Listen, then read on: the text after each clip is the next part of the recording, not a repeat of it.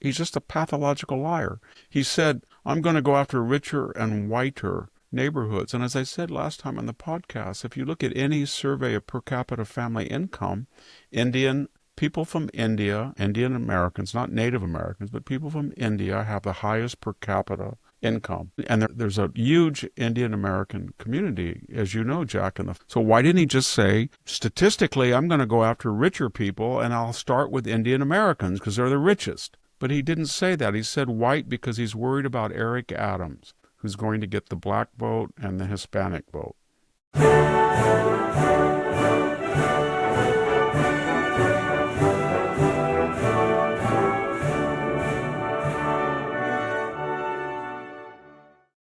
Hello, ladies. Hello, gentlemen. This is the Victor Davis Hanson Show. I am Jack Fowler, but you're here to listen to the man, the farmer back from the hills, Victor Davis Hanson, who is the Martin and Ely Anderson Senior Fellow at the Hoover Institution and the Wayne and Marsha Buskey Distinguished Fellow in History at Hillsdale College. And we are recording on Sunday, July 6th. Victor is back in his happy home in the Central Valley, and he is rip-roaring and ready to take on a few topics. The first one is that Elon Musk now has made it official. It will be a third party in American politics. We have Medicaid fraud. We have Trump UGs, which are refugees from Trump. Good luck, suckers. Mamdani, the socialist candidate for New York City. Did you know, Victor, he was black? You know that? I mean, excuse me, he was an African American. He tried a con that I've had a lot of former students that were born in Africa, either in Morocco, Algeria, Egypt, and they said they were African, and I warned them not, every single one got caught. Yeah. Or at least they didn't work. They didn't get, yeah, it didn't work with him either. Nice scam. Well, we'll get your deeper thoughts on that and a few other topics, and we'll do that. That's not going to win him the black vote either. Well, the initial take was pretty PO'd in the, at least according to the New York Post, amongst the black citizenry of New York. Anyway, all that and more when we come back from these initial important messages. We're back with the Victor Davis Hanson Show. Victor's the man with the website, The Blade of Perseus. VictorHanson.com is the address. Later on, I'll tell you why you should be subscribing. Victor, I listened to your shows with the great Sammy Wink from Friday and Saturday, and you did discuss at some length Elon Musk's threat to launch a third party. I think it was yesterday on Twitter. Maybe it was the 4th of July. Maybe it was how he celebrated. He did officially announce he was going to create an American party. And if I can just look at, here's what it will do. America's party will be focused on reduced debt, responsible spending only, modernize military with AI robotics. It will be pro-tech. It will accelerate to win globally with AI. Less regulation across the board, but especially in energy. Free speech, pro-natalist, and centrist policies everywhere else. That's the basic theme of America's party. Victor, your thoughts? Didn't we have a party called the American Independent Party under George Wallace, third party? Had several third parties. Yeah, I think it was called that. It's never worked, Elon. We had the Dixiecrats with Strom Thurmond in 1948, I guess. I guess they got some electoral votes. Ross Perot got the highest ever, I think, except for Teddy Roosevelt. He got 19% of the vote in 92. He probably ensured that George H.W. Bush would not be reelected, that was his purpose. He had a long Texas feud with the Bushes. Not that Bob Dole would have won, but we keep forgetting that when 4 years later he announced and he pulled back and it was all crazy, he still got almost 10% of the vote. And that means that Bill Clinton was never elected with 50% of the vote. So that's what they do. And Teddy Roosevelt, spoiler, he's a sore loser. He thought William Howard Taft would be the left-wing progressive Republican, but Taft wasn't. So as you remember, he ran in the election of 1912. Came in second, the Bull Moose, but ensured that that was his purpose if he wasn't going to win, that Taft wasn't. And what did they get? They got Wilson. We got Clinton. So if Elon Musk knows that, he's not stupid. So if he's running a third party, it is to punish the Republicans in the next midterms and in 2028. And from what we know, he's not close with the MAGA wing, so there's an incentive. He can't hurt Trump. But I don't know why he's doing that. It's so sad because it was a good relationship. And I admire Elon Musk, and I have a confession to make. I went out and bought a Tesla yesterday. I ordered one in support of Elon because I saw that they were, everybody's trashing Tesla. And I got one. I give my wife's Tesla I gave to my son, and he's very excited about it. But he's done so much for the country, and then if he had have just come by that White House once a month, but when you knew that he was moving into Mar-a-Lago and he was over the top and he spent that money, you knew that relationship was not going to last at the same degree of intensity. And it had the potential. Now Donald Trump, because Elon is attacking Trump personally by forming the party to hurt him. So Trump is now speculating out loud, about Elon's companies and his immigration status. And that's just it's not helpful for either one of them. And they should call up and they should have a private summit, and each person should say, look, here's the parameters. I'm not going to ever attack you publicly. You're not going to attack me publicly. I'm not going to get in the way. I'm not going to use the office of the presidency to either enhance or detract from Tesla, SpaceX, Starlink, X. And by the same token, I expect you not to go out of your way to hurt us. And if we can have this relationship, it'll be wonderful. That's easy to do for normal people, but they're very talented megalomaniacs, and it's going to be very difficult. And the only people who benefit from all this is the left. It's a larger question. Donald Trump has said things in the last 72 hours about going after people, and he doesn't need to do that. And what it does is it detracts from what the left did to him. And everybody see what the left says. Well, Donald Trump said he hates Democrats. That was today. He hates Democrats. Well, they hated him. He was just honest. And presidents are not supposed to descend to the level of their opponents, but he does. And that's fine. But every single thing that Donald Trump is doing, Jack, somebody handed him a precedent on a platter. So they're all saying, oh, he's going after 2 of the 3 networks. Poor George Stephanopoulos lied 11 times and slandered Donald Trump by calling him a rapist. That's a no-brainer. And CBS may have affected the election by editing that transcript. I looked at the Kamala Harris transcript, Jack. Did you see the question they asked her? It had nothing to do. Her answer had nothing to do with it.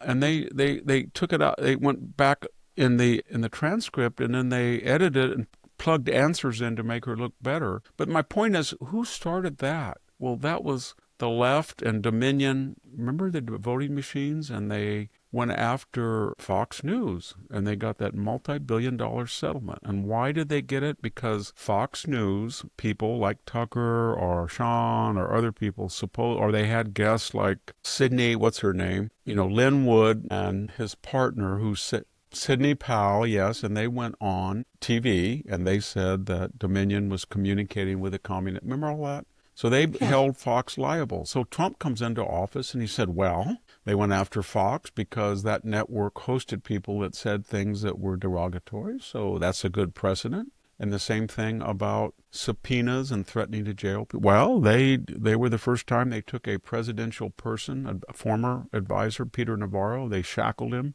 because he didn't obey a congressional. That's a good precedent. We can do that. And then they said, well, he went after a law. Well, they coordinated, Mark Elias and the Soros money PACs coordinated, as we know now, Fannie Willis and Jack Smith and Letitia James, probably indirectly E. Jean Carroll, but Alvin Bragg, and they had them all working as lawfare. And Trump said, well, that's a good precedent. And they just handed it all up to a platter, and then they projected and said, well, what is he doing? Well, he's replying in kind of what you did. And you can argue that he shouldn't go down to your level, or you can argue that that's the only thing you understand as somebody who tit for tat, karma. Well, they killed the Marcus of Queensberry rules, so...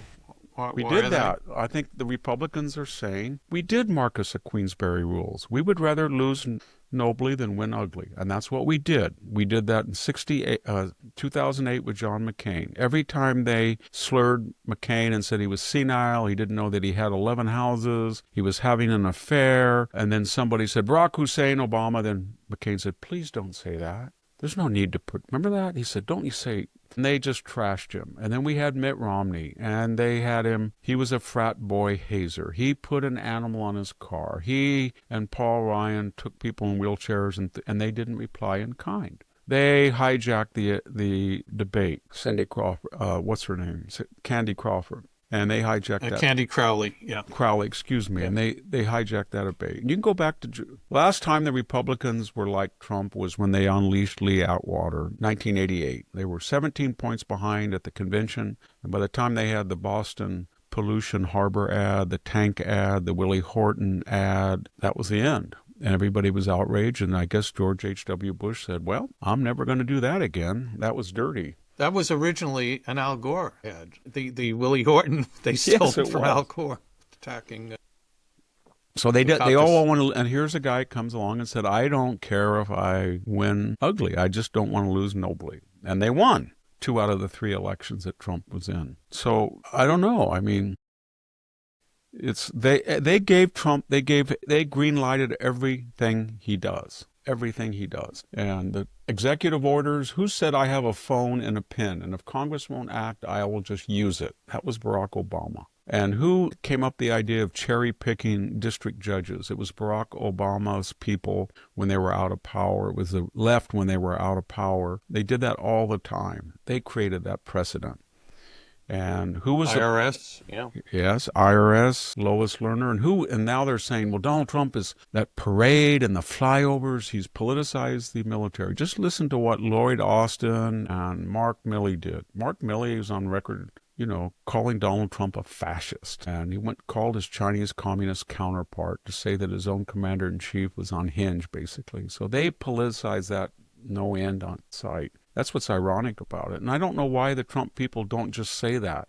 Why don't the Trump people say, if you're upset that what I'm doing right now, why didn't you get upset when I'm just following the precedent that my predecessors on your side allowed me to do? I'm just following protocols that you established. It's very simple. And they said, well, you can't call Joe Biden ageist. You can't do this. You can't say he's senile. And Trump said, They got Bandy, what was her name? Bandy Yee, the Yale psychiatrist who testified before Congress that Donald Trump needed a straitjacket, essentially, that he was crazy. We had Rod Rosenstein, Andrew McCabe, that we're going to have an intervention to find out if he's crazy on tape. This is all what's going. There is a divine reckoning, Yeah. For every excess, there's an answer to it. Donald Trump is the answer to their excesses. Hopefully we see more of it in our lifetime.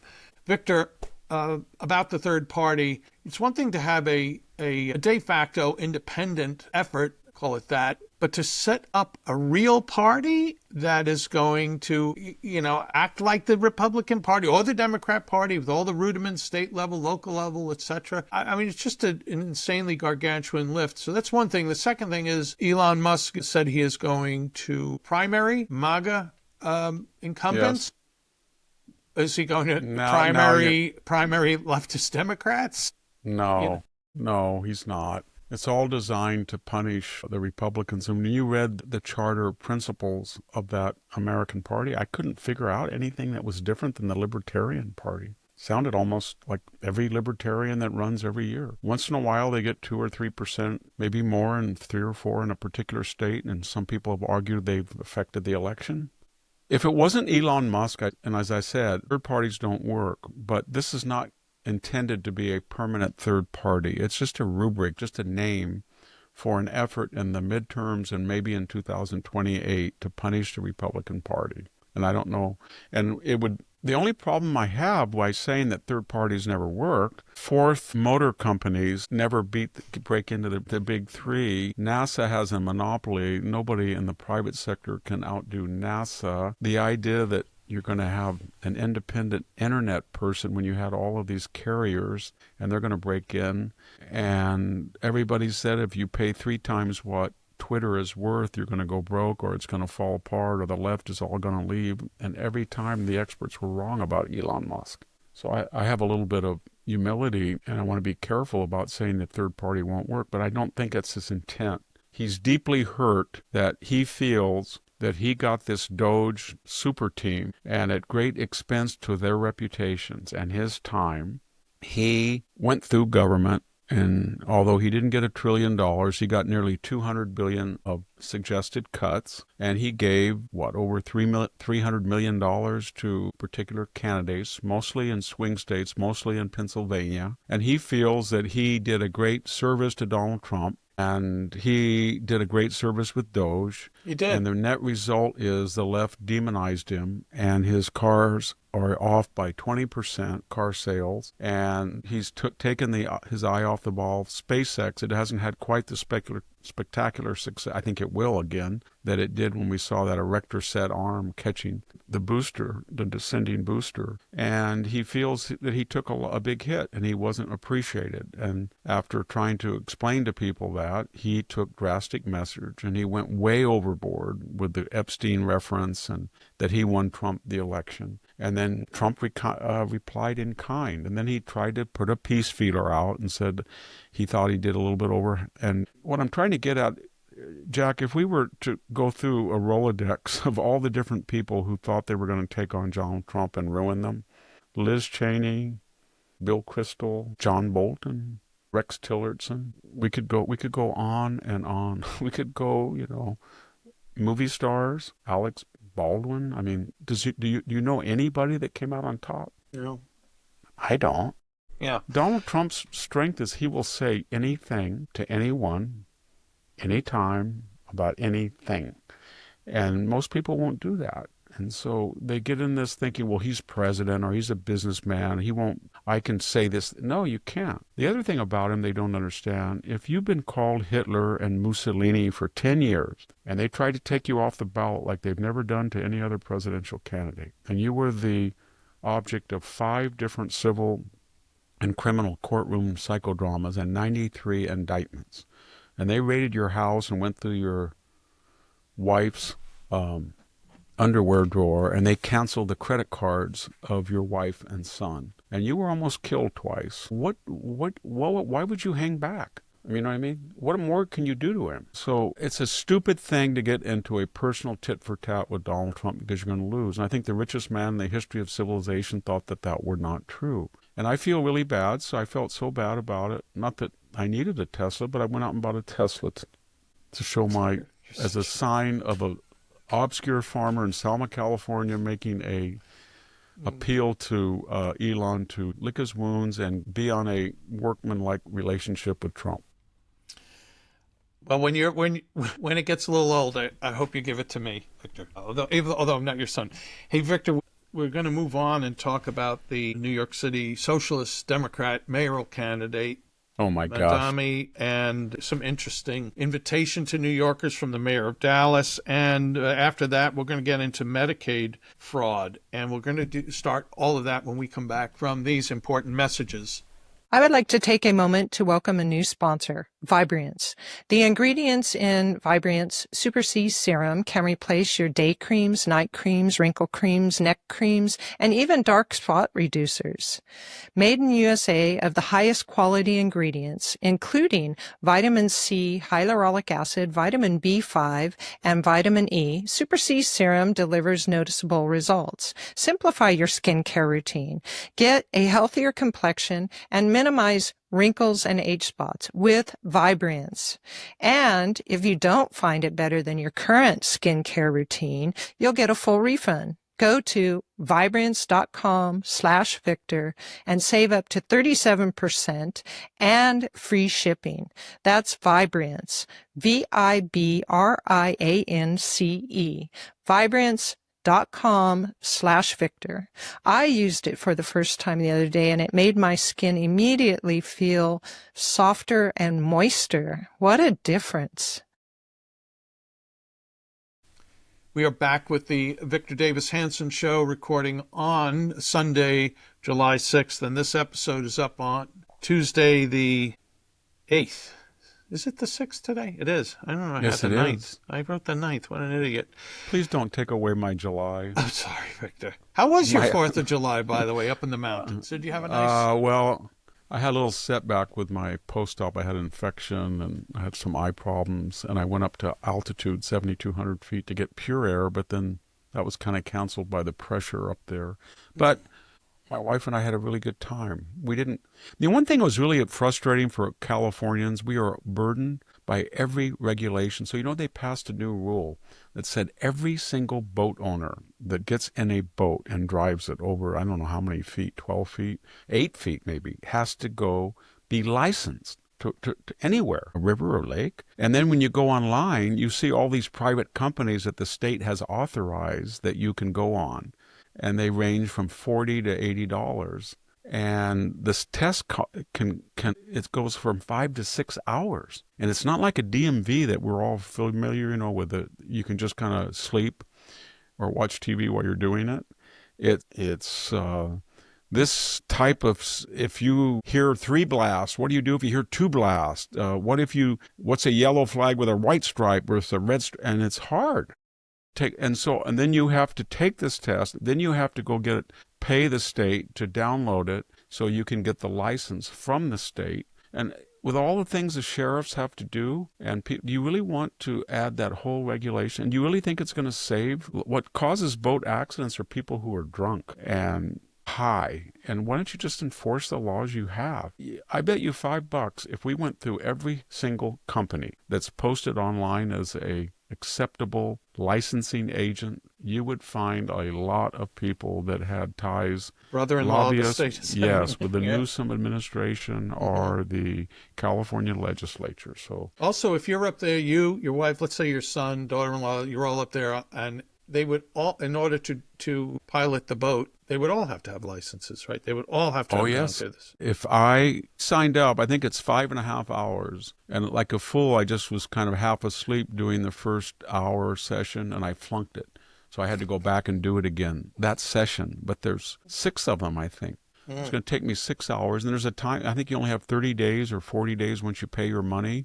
Yeah. And it's not going to reduce, if he really wants to reduce deaths in California due to accidents, Gavin, the 99, the I-5, the 101, there are 4 lanes, only 2 in each direction in places that are very, very dangerous. The Monterey corridor, Delano to Tulare, 7 or 8 bottlenecks on the 99. All of I-5, basically from San Luis all the way down to LA, is only 2 lanes in each direction. Why don't you just do that and save people's lives, rather than come up with this little stupid idea that you're going to make every single boat driver in the entire state have a license? And what are the sheriffs going to do? I mean, I talked to one person. He says if you're down at one lake where it's really crowded, it's easy to enforce. If you're up at another lake where you are now, they're not going to enforce it. That's just folk wisdom. With my luck, I would go on the boat, I would pull out for 5 minutes, and then somebody would flag me over.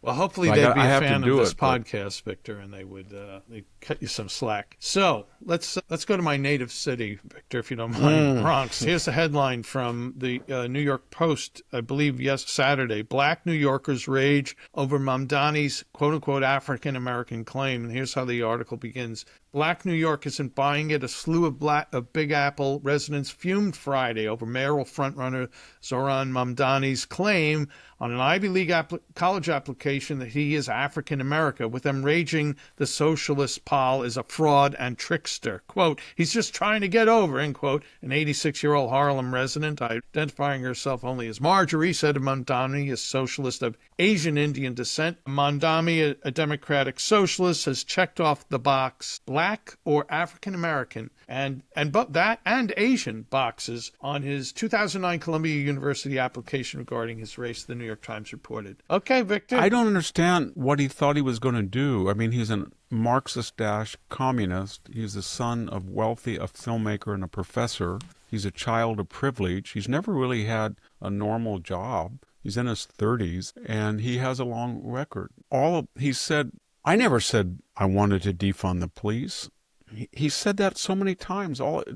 X is just full of people with direct quotes on postings from him. He's just a pathological liar. He said, I'm going to go after richer and whiter neighborhoods. And as I said last time on the podcast, if you look at any survey of per capita family income, people from India, Indian Americans, not Native Americans, but people from India have the highest per capita income. And there's a huge Indian American community, as you know, Jack. So why didn't he just say, statistically, I'm going to go after richer people and I'll start with Indian Americans because they're the richest? But he didn't say that. He said white because he's worried about Eric Adams, who's going to get the black vote and the Hispanic vote.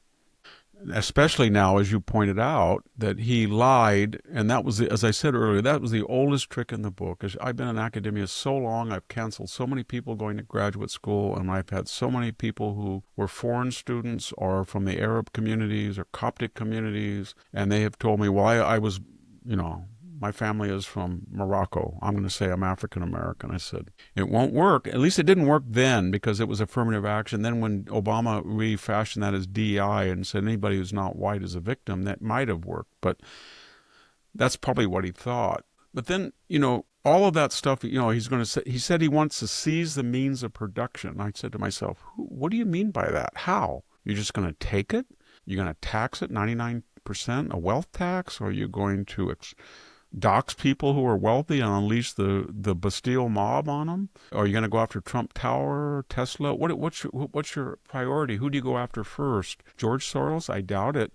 And then just today, Jack, there were three more studies. Al-Awlaki, remember that American citizen that Obama offed without a trial? He was a radical ISIS member. There's a report coming out, I think it's in the New York Post, that said that he tried to defend him, not the fact that he was a citizen who was killed without habeas corpus or due process, but that he was a radical ISIS member, and he was. And then there was another story that said, and again, I haven't confirmed this, I'm just reading it, so until I see it in 6 or 7 different news accounts, but it just broke today, that he posted or he trafficked in a video of Indian Americans dressed up as Hasidic Jews and kind of rapping about Hanukkah. And that's another one. And so whether he was, trying to fake it out like he was a black person, or whether he was attacking Jews or making fun of them, he sounds like a child, a spoiled little brat that thought he was a rapper, and he did all these videos, and he was overexposed, and then he ran for office, and he's outraged that anybody would do to him what he does to other people. Does that mean he's not going to win? Not necessarily, because everything I just outlined is probably a recommendation for his constituency to come out and vote for him. Right. So the only way that they're going to stop him is they're going to have to get Cuomo, who's an egomaniac, and Eric Adams, who's an egomaniac, and Silwa, who I like, but is an egomaniac. And they're going to have to get them all three together, and they're going to have to say, one of you, whoever is polling the highest, is going to, the other two are going to, I know that will be Joe Biden election rigging maybe, but otherwise he's going to win. Yeah, and why can't New York be Detroit? I know Detroit is supposedly It will be. back, I think it's becoming that way now. Yeah. Once upon a time, Victor, when we went through this 50 years ago, 40 plus years ago, New York circling the drain, you did have industry bases that had to be there. I mean, Wall Street had to be there. There was still some manufacturing. The media was there. This all pre-bandwidth. Once bandwidth happens, a lot of these first of all, there's no manufacturing left. And everyone else can, so long, see you later. Why wouldn't Miami become the new banking of the East Coast? Well, It's what's got a his lot name of is finance- down there? Or North Carolina, Charlotte. Yeah. It's got a lot less taxes. It's got a lot less regulation. It's got a lot better climate. And New York, I went there the first time I was 18, and I was a summer my first year in college, and a professor said, if you're going to get 4 years of Latin and Greek, you're going to have to go to summer school. So go to the Yale Intensive Summer School. So I did for 10 weeks. And one weekend on my own, I thought, I've never been to New York. So I took the train. It was 1972. Thomas Eagleton had just announced that he had psychic shock treatment, and they were looking for Sergeant Schreiber, somebody to take his place. McGovern was. Anyway, I went there, and that was the most seedy, dirty Times Square I can ever remember at 8. I got out, and I walked up there, and about 5 people came up and asked me if I wanted sex from somebody, if I wanted drugs, it was sordid. And then, I didn't really go much, but when I went under Giuliani, I would be doing a Fox thing, and they'd say, well, the Fox car will come and get you. And I say, why would they have to come and get me at the hotel? It's only 15 blocks. So I would do a late Fox, and I walked 15 blocks. And everybody was out, you know what I mean? In the 90s, they were all out. It was lit up. Hi, how are you? There was no crime. It was like a night and day. And then they took that, and they just destroyed it. And then you're right, they've turned it into Detroit. Well, it really could circle the drain. I have another thing I want to bring up about this Mamdani stuff. Victor, 2 quick things back on Mamdani and the broader question is that this seems, again, to make the point that Shelby Steele and others have made for years, that affirmative action has at its core been a racket for white liberals and leftists. And this also shows this propensity amongst the left to steal things. We have here stolen race, stolen valor, and then stolen sex, by Leah Thomas and others. They're thieves in every which way. Anyway, any thoughts on any of that? If not, we'll move on. Except they say you can construct your sex, but they don't say you can construct your race. So if a man is born biologically like Leah, quote, Leah, unquote, Thomas, and he says, well, I'm a mediocre swimmer and I have sort of feminine qualities, so I declare myself a constructed female. And then if you don't accept that, then you're a bigot. So Mamdani, to take one example, says, I am an Indian American, but I'm going to construct myself as a black person. But we don't allow that. And the question is, does Mamdani, who has black hair and black beard, would he be closer to being black than Leah Thomas would be to a woman? I think so. And so the point is, it's all hypocritical, but it has one common theme, that certain people who feel that they don't have the qualifications to do something want an edge. And all affirmative action was the bookend to white networking. I'm not talking about Asian students in general or poor kids from Bakersfield that were meritocratic. I'm talking about the old boy network, the professor's son, the president's son that didn't have the qualifications, maybe their parents did, and they used money or influence. And then the white bicoastal elite said, we feel kind of bad, but not bad enough to give it up. So what we're going to do, we're going to allow blacks and Hispanics to have the same type of insider, non-meritocratic advantage that we wealthy white people do. Now, we've got to explain this, so how we're going to get away with it. So we're going to say that they have been victims of systemic racism for years. Slavery, Jim Crow, in case of Hispanics, the Zoo Suit riots in LA, 40s. And somebody did that, but it wasn't us. It was those awful people from East Palestine, Ohio.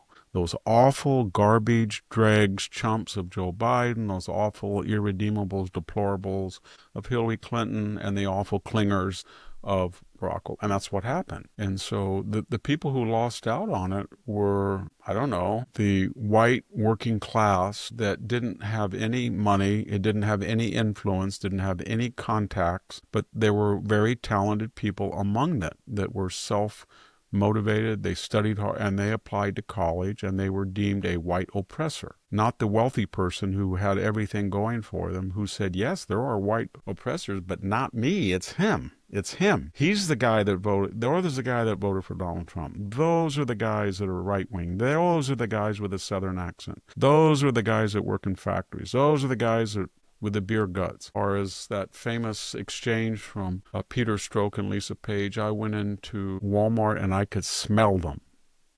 So that's what it's all about, and that's why they should abolish all of it. And I'm perfectly happy, I think all of our listeners are perfectly happy. And if you're going to get rid of affirmative action and these corrupt universities, then they shouldn't sell admissions, either by charging 10 or 12 million for a legacy or giving somebody extra. Just get rid of it and make it meritocratic. But that's a larger question, Jack. There's an article by Peter Berkowitz in today's Real Clear Politics that he talks about a discussion. Oops, sorry. Right. I get animated when I talk about universities. I'm sure Peter Berkowitz will be excited to see you got so animated talking about his piece. I'm a little dizzy, too. We had Larry Summers and Ross Douthat. Is that how you pronounce it? I say Douthat. Yeah, Douthat.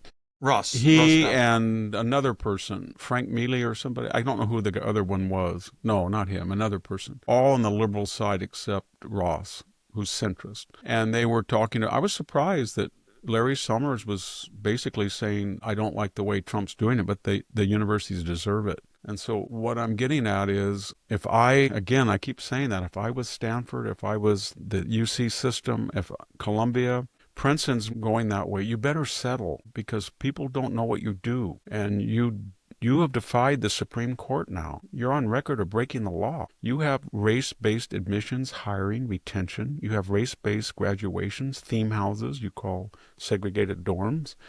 You've been gouging us at 55, 60% of federal grants. You have not given due process and protection for anybody on your campus that is accused of sexual assault. Even if he did that, they have a right under the Constitution. And more importantly, you don't respect free speech, and you don't believe in diversity. 95% of your faculty is left-wing. So just settle. As far as your big esteemed endowments, do you understand what's coming down the line? You're going to pay, according to the reconciliation, Jack, the House wanted 21%, but I guess the low number's still 8%. That's billions of dollars out of higher education on the endowment. That's on top of the 15% limit on surcharges. And that's going to cost these Ivy League schools $500 million, $1 billion a year. And they brag about their endowments, but like we've said on many occasions, the money's either targeted or it has never been liquidized. And so there was a good article in the Wall Street Journal, and another person wrote and said, a lot of these institutions brag about their endowments, but until you actually get the money, and you're talking about, I don't know, $500 billion probably nationwide. When you start taking that money out and trying to liquidize it, because it's tied up, and when you add on the taxes, these new taxes on endowment income, they're going to be in big financial trouble. And it's only going to get worse, and they're going to have no empathy. And more importantly, they have lost a lot of their constituents. A lot of Asian students, a lot of Jewish students, they're going to places in the South where they know they're not politicized and they're safe, or they're meritocratic.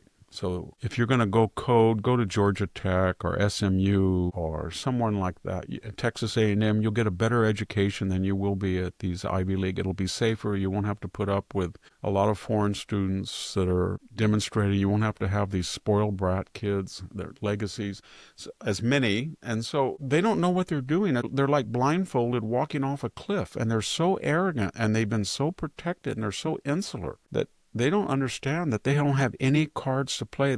The latest poll has them about 35% approval of higher education. Yeah. And Cornell's about to take a beating also. There was a thing today. Was it in the Fox or the New York Post? The Dartmouth riots of May 2nd, on Dartmouth when there was the pro-Hamas riot. They put all the pictures of those kids in there, and it was almost like a textbook. A lot of them were from the Middle East, but a lot of them were very wealthy kids.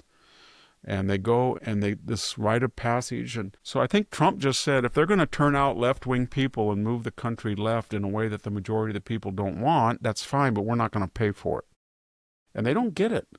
Claudine Gay, she gets up there in that Inquisition they really tore her apart. But it was like, well, whether we enforce that, it depends on the context. And you're thinking, you're a plagiarizer, and you're president of Harvard, and you have never paid the price. And after you resign under pressure, you're going to never pay the price, because you guys protect your own if you hit the right buttons. You are a plagiarizer. She plagiarized, and she should have been fired. Victor, something philosophical about endowments and the obsession of them. I mean, you should have an endowment, but the obsession to supersize them, it almost, if the institution itself was doing its mission and truly educating and being a good thing, then it would not have to obsess about future funding, because it would have faith that the new alumni would treat the institution like the old alumni did and would give. And in the giving of these enormous endowments could be spent now to make education much more affordable, etc., and have faith that you're such a good institution that the money will keep coming. That's very good. When I was I won't mention names, but when I was appointed to my present job, most of the senior fellows are endowed. So I thought endowed it. So this philanthropist, who was a wonderful person, everything about him, I'll just mention his name, Martin Anderson, not the Martin Anderson government. He was just a saint. And he said, I see you've been at the Hoover, and I want to talk to you. And I said, okay. And he said, I'm willing to chip in, as every senior fellow is endowed, but I'm not going to endow it. And I don't want to put my capital in something that's permanent, and I don't know after I'm gone how it will be used. I will make an annual contribution to your compensation. And I said, well, why would you want to do that? I mean, why would you want to help me? Is it something I wrote? I said, nope. And he said, you've got three things going for you. You're Swedish like me. I'm a Marine combat veteran who was at Choisun, and you're named after a Marine who was killed on Okinawa. But I said, I didn't do it. He said, it doesn't matter. And he said, I have family in the San Joaquin Valley. Wow. And you punched all 3 buttons, and as long as I'm alive, and he passed away. But my point he was trying to teach me was, I was only 49, and he said, when you endow something, you lose complete control over it. They'll tell you something, but how it will be used decades. And you see all these professors. It's so funny, Jack, when I see all these radical professors and I look at the names, the Jack Thompson Professor of Humanistic Studies, and you go out and look at the person he's named after, that person's worldview has nothing to do with what the money has just been misappropriated. So it would be much better if the donors follow that precedent. If they want to endow a professor, they'll say, I have a 10-year contract and I will do it, predicated on if they follow the rules of a university or something that I agree with. There's a trust but verify aspect to that. To close this out, there's a guy called up National Review one day when I was still there, and he had gone to Holy Cross, and coincidentally, I picked up, and he said, I want to fund a chair in at Holy Cross for Bill Buckley. And my immediate instinct was, what? I said to him, are you crazy? I mean, they will. First of all, you'll die someday and you won't know what the hell's going on. But they'll take your money and then they'll put a communist out. They will. I've had people call me. I've had 4 or 5 people in my life call me and say, I wish I really had done some research because the person that's my named chair is a Marxist. Yeah. I said they're all Marxists, basically. So all this stuff is coming. It's all coming like a perfect storm to the university. It's segregation. It's racial prejudice. It's defying the Supreme Court. It is shady bookkeeping on grants. It is these enormous endowments are kind of fraudulent. What Harvard or Yale or Stanford says they have, they really don't have. Yeah. It's like a guy who says, I have a 10 million 401k. And then all of a sudden somebody said, you just got sued for 5 million. Well, you have 10 million. He tries to take out 5 million. No, you don't have 5 million. And a lot of that stuff is tied up in speculative real estate, in long-term CDs with penalties and stocks. And they don't have a lot of discretionary income. Yeah. And they rely on the interest on the endowment, which will now be taxed in part, and annual giving, which their publicity is negative, and that's going to scare off a lot of people. And there's another thing that no one talks about, but I have talked to a lot of people because I've had to do a lot of fundraising the last 2 years. If you're in Harvard, Yale, Princeton, Stanford, alumnus, and you want your child to go there, and from an early age, he was in the Harvard Child Prodigy Camp, at 5, and they have such things. And he did everything that you wanted. He got a perfect SAT score. He got 4.5 with advanced placement. You sent him to Ghana to build water wells in the summer so he could help the poor.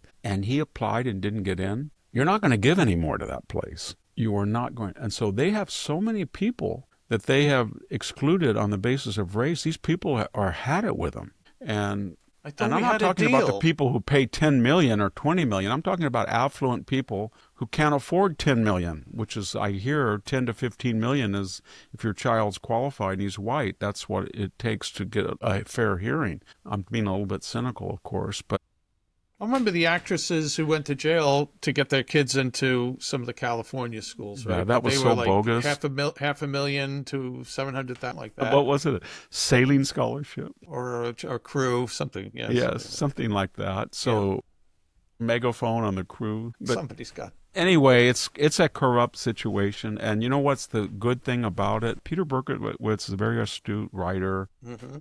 And he wrote this essay about this discussion about higher education. And he made the point, or he reflected what people were saying, is that the brand itself is being tarnished. And the biggest beneficiaries are, I wish I could say in deference to you, they were Catholic or religiously themed university, but that's not true, as you know, because there's only a few authentic Catholic.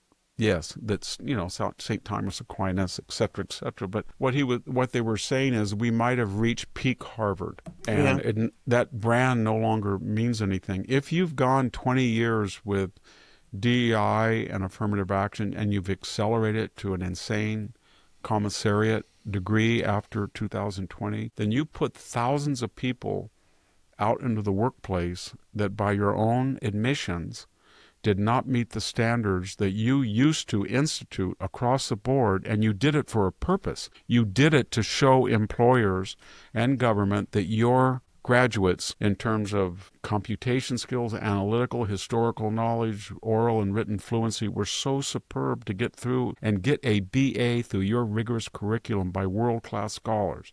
But if you take that brand, and then you destroy it and you let in people who have not met those requirements, then the faculty either has to inflate the grades, which they did, or lower the workload, which they did, or make new gut courses, which they did. And the net result is, for many years now, you've sent out people. You should read the comments on some of these articles about higher education. They're from people who hired these kids. Right. I was reading them today, and they're like, oh, I hired 2 kids from blank school, and I had to get rid of them both. They were just troublemakers.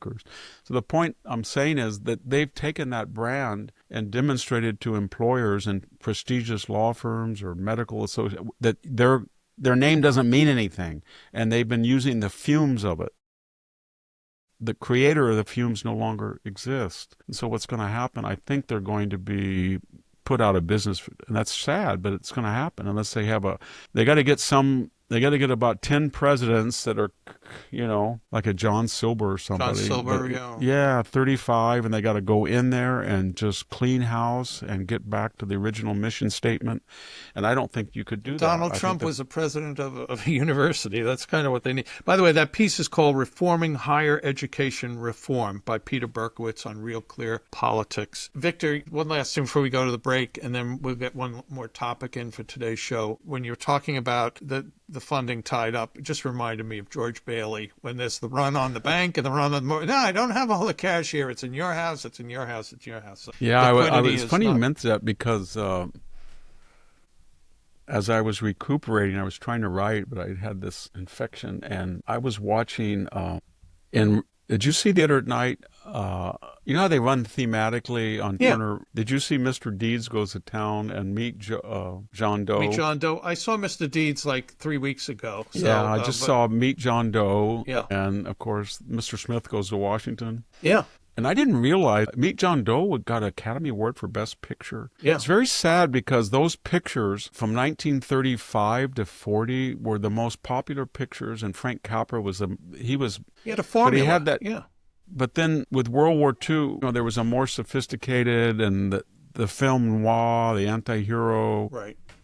His last great film, which was his best, I think, is A Wonderful Life. But I didn't realize it did so dismally at the box office. When it came out, it was a flop. Yeah. I think for some It's reason a brilliant piece of filmmaking. Oh, it is. Yeah. He always has the big, it's kind of like John Ford too with the movies. They have these crowd scenes constantly, and Capra has several of them in most of the movies. And it's the pop, the Greek chorus is in there. I love his movies. Yeah, I like him. I like Elia Kazan. I was watching On the Waterfront the other day. Eva Marie Saint, there's something gorgeous. about her. She was just stunning. Yeah. I don't know. I mean, I know she didn't have that classic look like Ava Gardner or Elizabeth Taylor, but when she was in North by Northwest, beautiful. She was beautiful. She's still alive. I think she's 99. She's 100. I really like her. I've always liked her. She was my favorite actress. I really thought she was wonderful. All those movies, I was thinking of all those, George Stevens, gosh, and William Wyler, Best Years of Our Lives, all of them. God, I have to tell you, we're never going to have people of that talent again.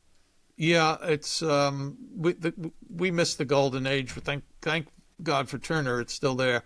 Two things. One is I have 2 personal ties to On the Waterfront. The priest in the movie, Carl Malden? Well, he was based on a real priest, John Carter. I didn't know that. Yeah, a Jesuit who had tried to clean up the waterfront, and he went to my high school and Anthony Fauci's high school. But he worked for what was called the Xavier Institute of Industrial Relations, and the Jesuits were trying to create this Catholic counterforce to the communists who were trying to run the waterfront. So Father Carey ran the Xavier Institute. He was a dear friend of the family. And then the second thing in the movie, part of the scene, there's a wedding. at a bar and the bride, Mrs. Garvey in real life, she was a friend and a family Wow. friend. Yeah, and she came by National Review one day. She used to be an editor for Oxford University Press, and little sweet lady, and she came by one day and said, "Let's go have a drink." So I went to the bar on 3rd and 35th and 3rd. I didn't realize. I just looked at characterizations and I didn't realize how brilliant Lee J. Cobb and Rod Steiger were. They were great.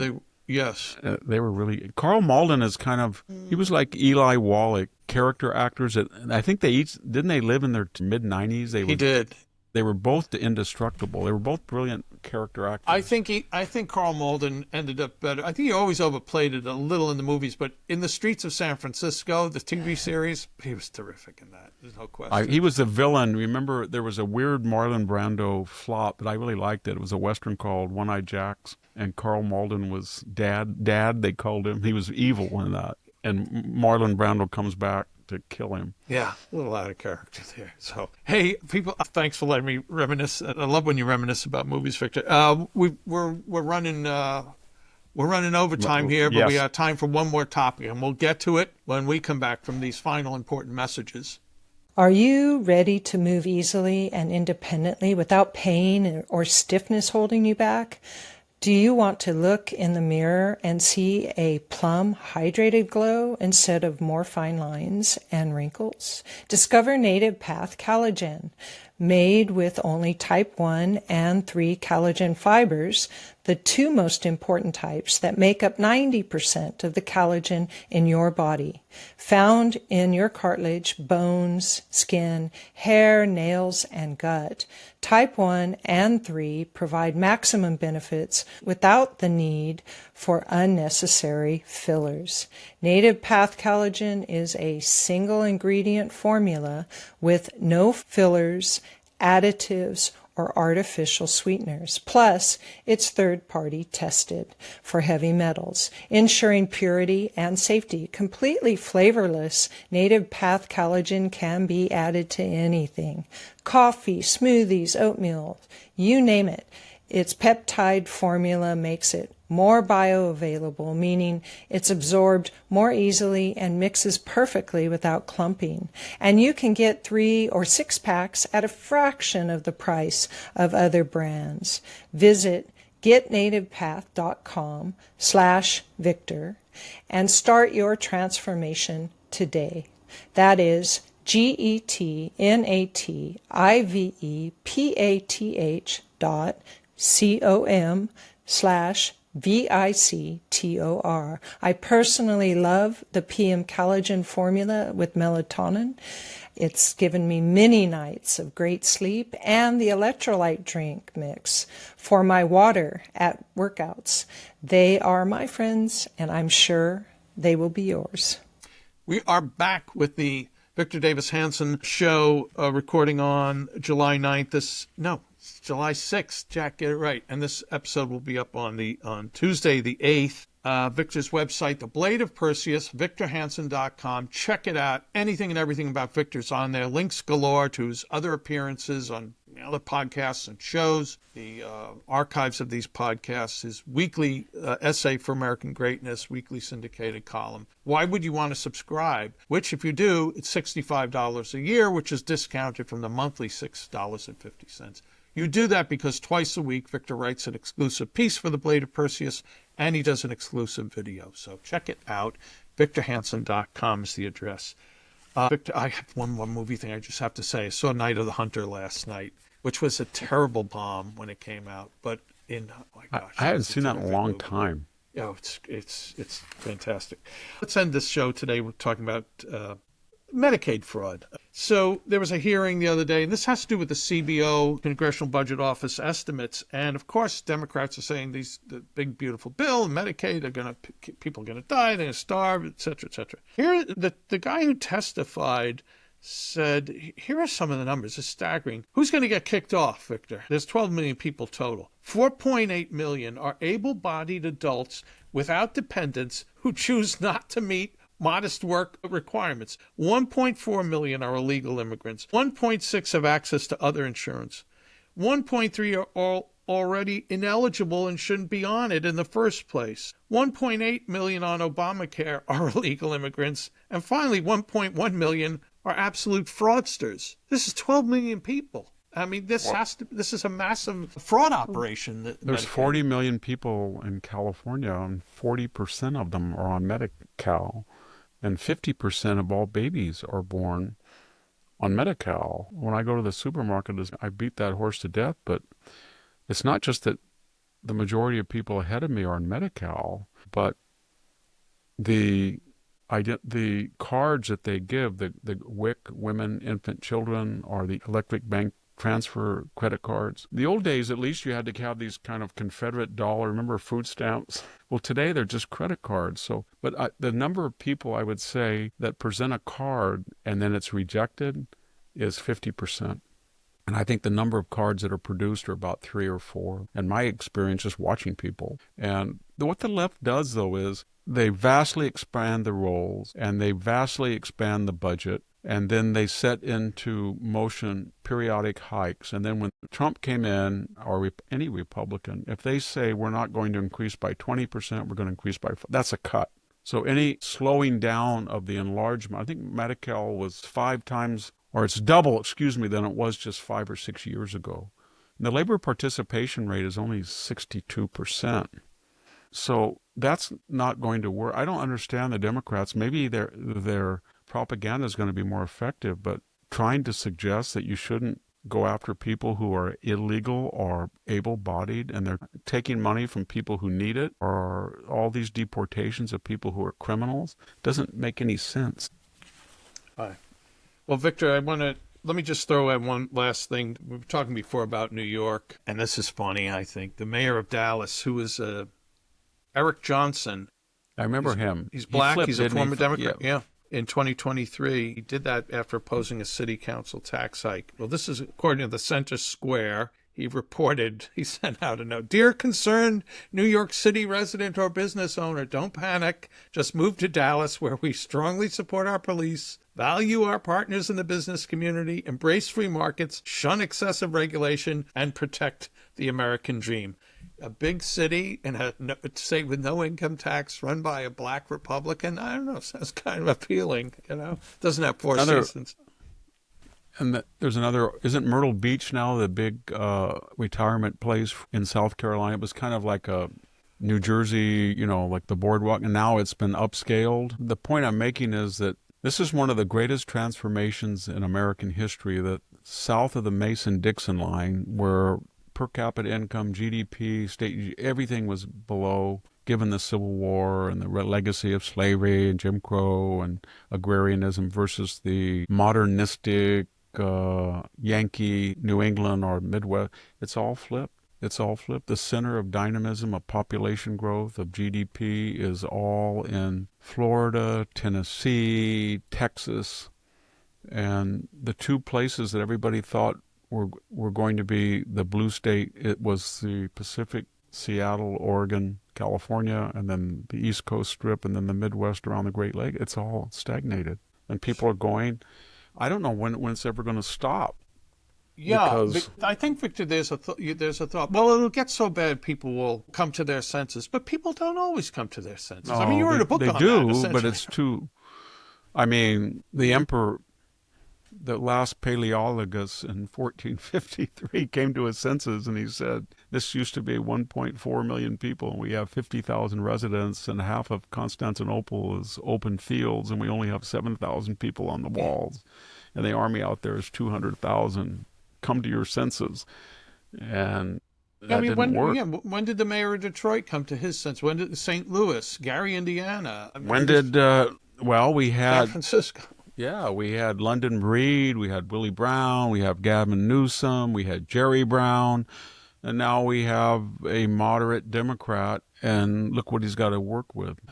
And the budget is just, the blue state model doesn't work. It's an aging population. It's a huge underclass. It is an understaffed. The pensions are not sustainable. The taxes and regulations are so high, no business wants to locate there. The climate is not all that great, and except for, the Pacific coast.